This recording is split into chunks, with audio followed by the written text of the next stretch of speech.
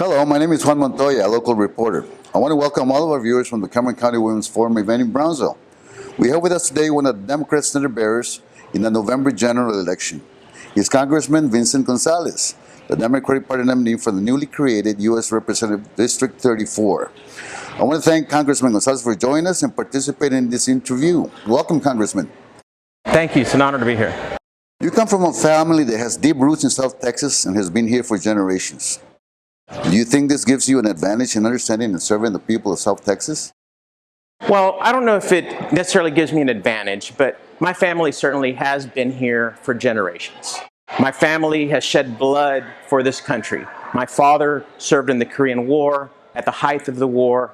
We have served this country from the ground up for generations. We fought for those before they came here to this country. We fought discrimination for generations. We fought for voting rights. We fought for women's rights. We fought for equality for generations. That's a perspective that I think I understand, and my family, the roots of my family bring to me, that I think a lot of people in our community also share and understand, that we've been through this battle for generations. We didn't just arrive to the point that we're at today with a flip of a switch. It took a long time to get here, and we still have a long way to go. I come from a family of service, a family that doesn't take no for an answer. We forge ahead, we fight ahead, and that's what I'm going to do for the people of South Texas. Fighting against pharmaceutical companies, the largest companies that I took on in the courtroom and in the boardroom, I now take on Capitol Hill. With my experience, I've been able to bring over $6 billion into my congressional district. This went to our schools, our universities, to keep people's businesses open, keep money in people's pockets when they were unemployed, pay people's rents when they were losing their rental, they were getting evicted, or paying their home when they were getting foreclosed on during COVID. One of the most complicated times in modern history. I was there. I was there on January 6th when they were trying to overthrow our government.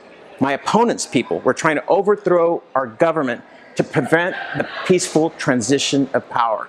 One of the most difficult days in my life, and certainly the most difficult day in my service in Washington, D.C.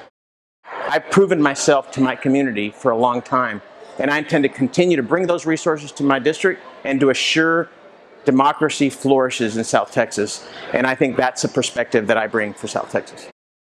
Were you surprised to see the Democratic Party so united as the November election approaches? You know, I'm not surprised, and I don't think a lot of people are. Women's rights have been under attack. Minorities' rights here in South Texas, they've been trying to oppress us from voting. They've been trying to make it more difficult for Latinos here in South Texas to be able to go to the polls and push that button. They've been making it more difficult for us to get the high-paying jobs, to get the quality of education that we deserve, to have the housing that we deserve for the poor, to be able to bring people up. As we said earlier today, every generation in America should leave a better place for the next generation. And every generation should do better than the one before. I intend to continue fighting in Washington to assure that we leave a better place for our children and our grandchildren, and opportunities for them to leave better generations after them. You have a Republican opponent this November.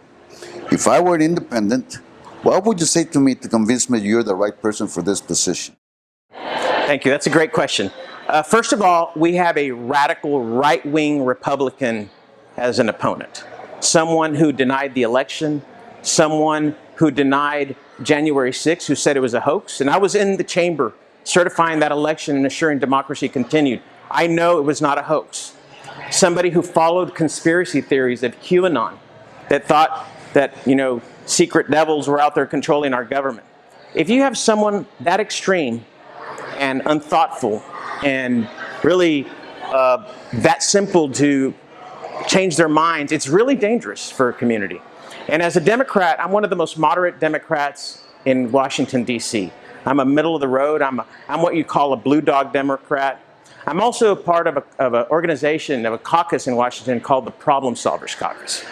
And the Problem Solvers Caucus, we're made of 58 members of Congress, 29 Democrats and 29 Republicans.